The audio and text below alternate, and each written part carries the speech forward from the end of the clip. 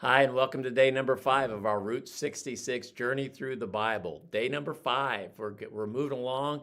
We're not quite halfway through the book of Genesis, but we're finding story after story after story. We've met Abraham, and Abraham is the one that was called to lead God's people, but he had no children of his own. And so we're picking it up in Genesis chapter 14. Today's reading is Genesis 14 through 17.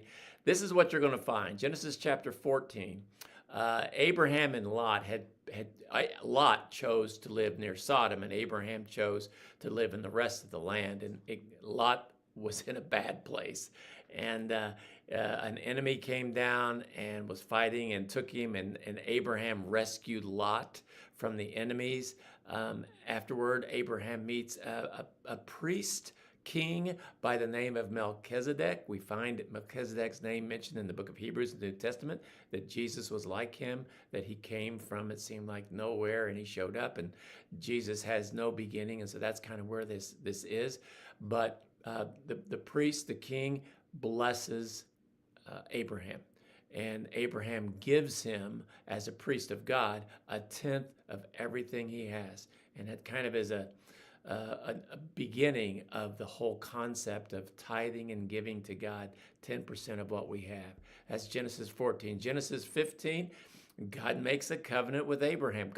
God likes to make promises because he likes to keep them. In fact, a lot of times he keeps them in spite of crazy conditions. But he makes a covenant with Abraham, promising him countless descendants and the land of Canaan.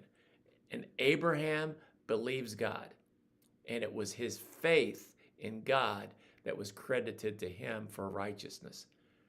Abraham was not perfect, but because he had faith in God, God counted him as righteous. Faith is accounted as righteousness, and that's the way it is in our life as well.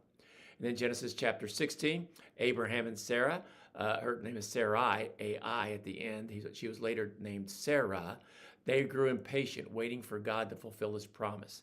And so Sarai said, you know what? I have this handmaid that I have from Egypt. Why don't you basically have sex with her and have a child through her? And that way you can have a descendant. And that's what happened. And that's where Ishmael was born. And Ishmael was born.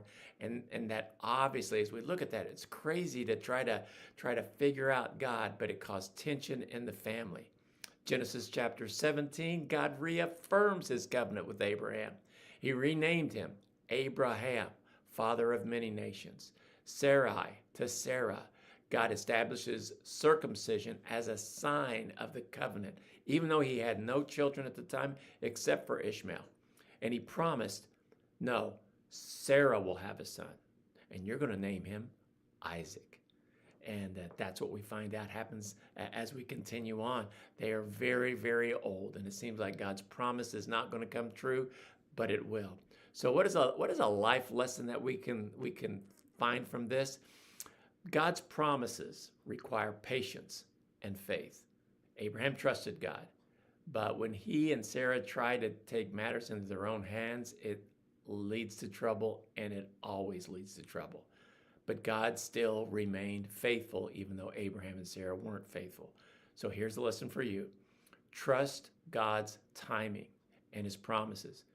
Even when waiting is hard and when waiting seems impossible, faith in God always leads to blessings.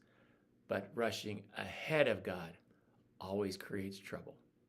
So we'll begin Genesis chapter 18 tomorrow, but enjoy your reading about the ups and downs of trying to follow God.